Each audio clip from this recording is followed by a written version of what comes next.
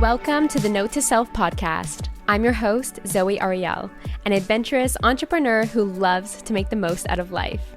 I'm a certified professional life coach, digital course creator, verified YouTuber, and published author. On this podcast, you can expect actionable tips, reflections, and inspiration to live your best, most fulfilling life. So, let's get started. Hello, angels. Welcome back to Note to Self. In today's episode, I'm going to be talking to you about how I have now become BFFs with my dark side. This is going to be a really fun episode, but also super transformative if you're willing to take this on, because this has just allowed me to integrate the parts of myself that I had been resisting for so long. So to introduce you guys to my dark side, her name is SCORPIZO. I've named her based on the Scorpio placements in my chart, and also because of the nature of scorpions. And in Vedic astrology, I'm a Scorpio sun. So SCORPIZO is my shadow self, my dark side, if you will. And who SCORPIZO is, she is the one who experiences sacred rage and anger. It's only recent in my life, as in since moving to Bali, that I feel like I've actually felt anger and rage. I remember being younger and being like frustrated, being like a frustrated, like angsty teen, you know, blasting my Take You Back Sunday and being in my moods and stuff. But it hasn't been until recently in the Saturn return where I have felt anger. And when it first arose, I didn't know what to do with it. I had no idea. I didn't really ever feel this before, and I didn't know how to express it. Whereas sadness, when we feel sad, it's easy to cry or get to that place where we can have a release. But for me, anger, it took a while to navigate it, to understand it in my own body. And I definitely have content. I believe I already have an episode on this podcast about transmuting emotions like anger and rage. And I also have a video on my YouTube channel where I talk about it. This is also something that we dive into in my program Opulence. I share with you how to release anger, rage, and shame specifically from the body to clear your energetic channel for financial abundance. Because when we remove these deeper, heavier emotions from the body, that's when we can create space for the wealth and the abundance that we desire. Opulence is on special for this month, and it will be linked down below if you guys are ready to get started on your money healing journey before the new year. I'm launching Opulence again in the new year. The price will rise as there's going to be an abundance of new content and support coming in the next live round. So if you feel called to begin the journey now to enter into 2023 with an abundance mindset, I would love to see you inside. But so when we release anger and rage and shame from the body, especially as women, we have been brought up in a world where it's not ladylike to feel those things. And what happens when we grow up in that type of paradigm or that type of society is that we squish all of that down, and that inhibits us. Not to mention it manifests itself in the body, right? A lot of the times our physical ailments or things that are manifesting within our bodies and outside of our bodies are because of suppressed emotions. In fact, I believe everything is, but for those of you who have not heard about the metaphysical anatomy of the body, or you're new to that content, I just invite you to open up your mind and your heart to, maybe the things that I've suppressed from childhood are trying to emerge through my body. Maybe my body's trying to communicate with me. The more that I have been open to the communication of the body, the more that I have just been able to be my own medicine, work through things overnight that should have taken many months, right? Like I've definitely been very open about how I've healed my regressed spine overnight in situations that are literally miracles because I chose to do the work and release my emotions.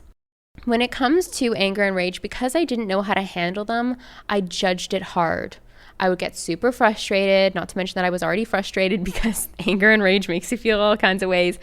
But I was frustrated because I'm like, here I am with this emotion again, this activated energy inside of me, and I don't know what to do with it. And I struggled with it. I struggled with anger for many, many months. I would say probably close to a year. And in the more recent time, as in a couple of months ago, I just decided, you know what, when I get activated in this way and I feel my shadow self come out, I'm going to name her. I'm going to like become friends with her. And so I decided to name her SCORPIZO because that's what came to me. And when I think about SCORPIZO, like I have this visual where she's a really cool superhero. Like I imagine that she's like dressed up in like red and black and she's got like a super cool mask on and she's kind of like a dark feminine vibe. Like she's a badass. SCORPIZO is a badass. SCORPIZO makes the world go round. And I realized like I actually love SCORPIZO. She's a feisty bitch in the best way. I'll tell you when SCORPIZO gets activated because this is how it happens. SCORPIZO often gets activated on the road. SCORPIZO experiences road rage, like when people cut her off or when people piss her off on the road or I see unsafe things around me. SCORPIZO gets activated. And when I've named this part of myself, right, I personified her. So when she gets activated, it's no longer this place where I judge myself. It's just like, oh yeah, that's SCORPIZO.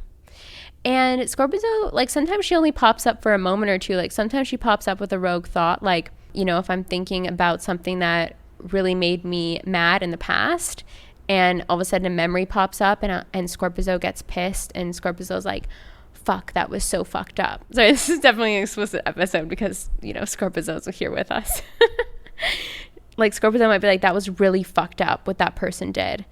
And what I'll do is I'll be like, yeah, SCORPIZO, that was really fucked. Like I validate SCORPIZO's emotions and I tell her that's so natural that you would feel that way because that was really fucked up and I'm here to validate you. And sometimes that's all SCORPIZO wants.